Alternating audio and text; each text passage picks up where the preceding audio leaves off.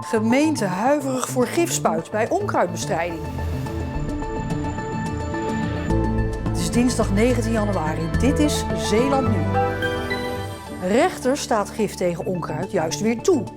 ADRZ plat gebeld over Britse variant. En 200 perenbomen ter adoptie. Goedenavond. Natuurlijke onkruidbestrijding, dus zonder gif, kost gemeentes 2 tot 3 keer zoveel geld en is veel minder effectief. Maar de rechter heeft nu geoordeeld dat het verbod op dat ouderwetse plantengif, dat sinds 2016 van kracht is, helemaal niet rechtsgeldig is. En dan zou je denken dat gemeenten na die uitspraak van de rechter weer snel teruggrijpen naar de goedkopere en effectievere gifspuit. Maar dat doen ze niet.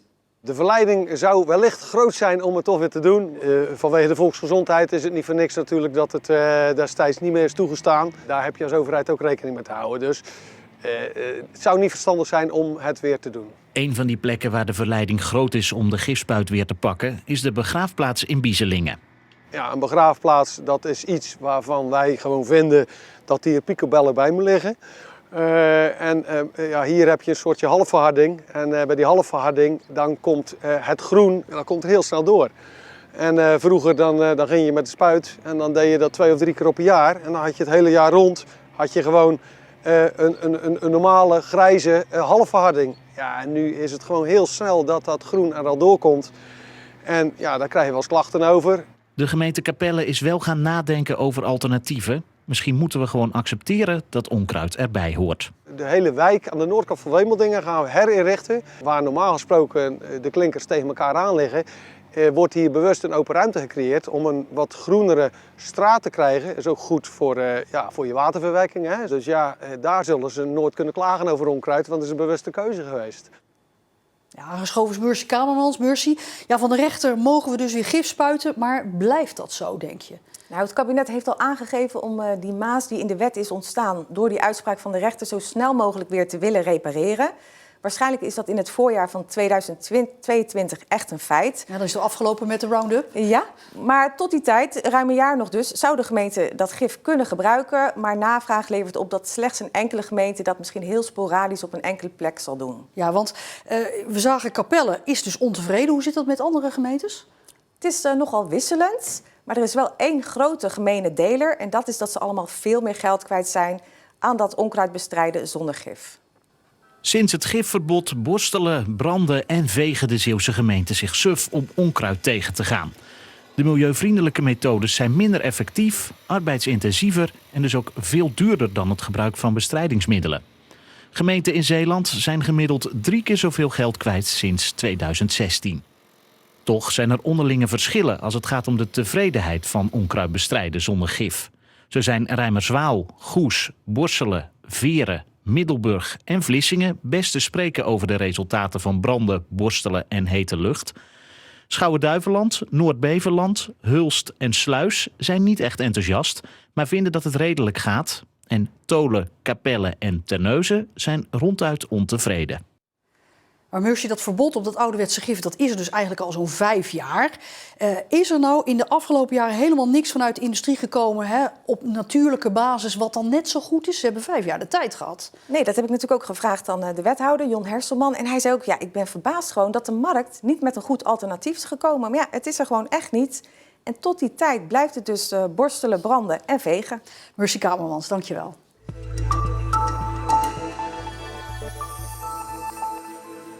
Ziekenhuis ADRZ wordt plat gebeld door mensen die hun ziekenhuisafspraak willen afzeggen of uitstellen. En dit naar aanleiding van het nieuws dat 4 medewerkers van het ziekenhuis besmet zijn met de Britse zeer besmettelijke variant van het coronavirus. Volgens het ziekenhuis gaat het om meer dan 100 telefoontjes. Maar ADRZ benadrukt dat als mensen zich aan de regels houden en dat er dan geen extra gevaar is en afspraken gewoon door kunnen gaan. Ierseke bleek de afgelopen dagen een corona-hotspot en stond landelijk zelfs op een 4e plek. Burgemeester José van Egmond van de gemeente Rijmerswaal, waar Ierseke ligt, zegt dat dat waarschijnlijk komt omdat er in Ierseke veel grote gezinnen en grote familiebedrijven zijn, waar niet altijd voldoende afstand wordt gehouden. Kijk, of je het over 1 persoon hebt op een bedrijf of iemand met, ik zeg maar even 5 kinderen, ja, dan kan het gewoon hard gaan. En dat zien we wel. Burgemeester van Egmond heeft samen met de GGD gekeken of het grote aantal besmettingen in Ierseke te maken heeft met de vele kerken daar en het kerkbezoek. Maar daar bleek geen verband tussen te zijn. Medewerkers van Cargill in Sas van Gent zijn voor de tweede dag in staking voor een beter loon en een beter sociaal plan. Stakers konden zich coronaproof aanmelden. Dus in principe moet je alleen maar scannen, doorrijden en je kan weer weg. De staking gaat dus door, ondanks corona. Ja, het is een vreemde gewaarwording. Ja. Maar ja, het is eigenlijk heel de wereld is op dit moment een vreemde gewaarwording. Dus ja, het past wel in het plaatje eigenlijk. Het zou toch wel leuk zijn dat je ook nog een paar cent erbij krijgt. En dan komen natuurlijk de werkgever, ja het is corona. Maar ja, ditzelfde bedrijf mag gigantische winsten door die coronacrisis. Praktijkschool Het Bolwerk in Middelburg deelde vandaag tasjes uit met tekenspullen, een bouwpakket en kookingrediënten, zodat de leerlingen thuis aan de slag kunnen met het praktijkonderwijs. Je mist natuurlijk de link naar de praktijk toe. Maar we hadden nu zoiets van, we gaan nu ook eens een keer een pakket brengen waar alles bij de leerlingen thuis komt. Dat ze echt aan het werk kunnen. Er zijn zo'n 120 tasjes uitgedeeld. De docenten geven online les bij de tasjes, zodat duidelijk is wat de leerlingen ermee moeten doen.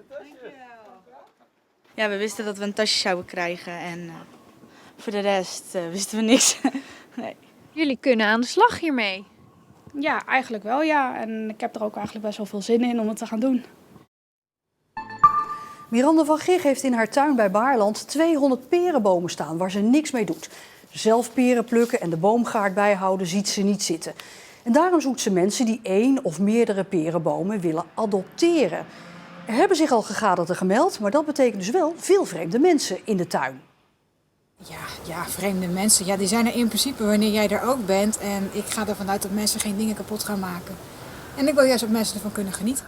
1 boompje kost €60 per jaar en in ruil daarvoor mogen de adoptieouders de oogst houden en krijgen ze 2 keer per jaar een picknick.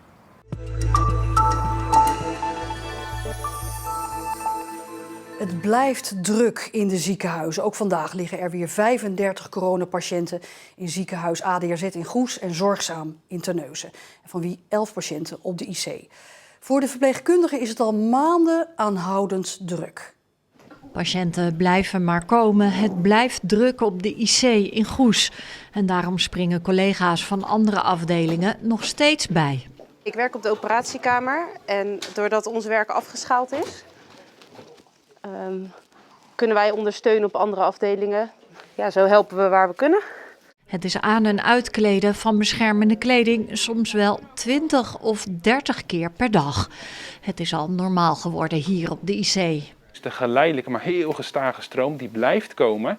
Patiënten liggen langer. We hebben later een patiënt naar huis, tenminste naar de afdeling kunnen sturen. Die lag 60 dagen hier zo. Dus het is echt het verhaal van de lange adem. En daardoor zie je wel dat het wat opstapelt. Daardoor blijft het gewoon druk. Goedemiddag meneer. Gaan we even de controles doen van 12 uur. Wat hier indruk maakt is dat patiënten liggen hier lang. En meestal zie ik een patiënt alleen maar met de operatie zelf en dan gaan ze weer weg. En hier liggen ze natuurlijk soms weken. Natuurlijk doet het wat. We hebben een aantal echt heel jonge patiënten gehad, hè? 20 plus, 30 plus. Dus ze gaan een beetje rond mijn leeftijd zitten. Dat vind ik ook best confronterend. En ook patiënten die wel iets ouder waren, maar zeker geen 80 plus, die uiteindelijk overlijden. Ja, dat zien we wel terug. Ja. Ben je wel eens bang geweest dat je ook besmet zou raken?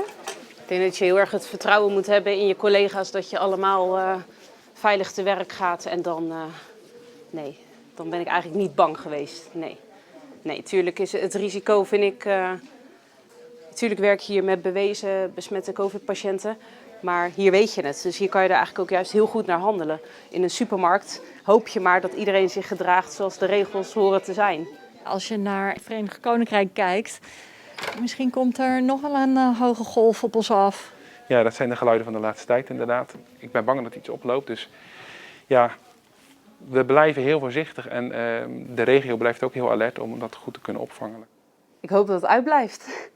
En dat wij de dans ontspringen. Hoe ging het met deze patiënt? Ja, het blijft lastig te voorspellen, maar het gaat aardig. Het is afwachten vanmiddag als we het terugdraaien. En dan is het weer kijken hoe hij daarop reageert.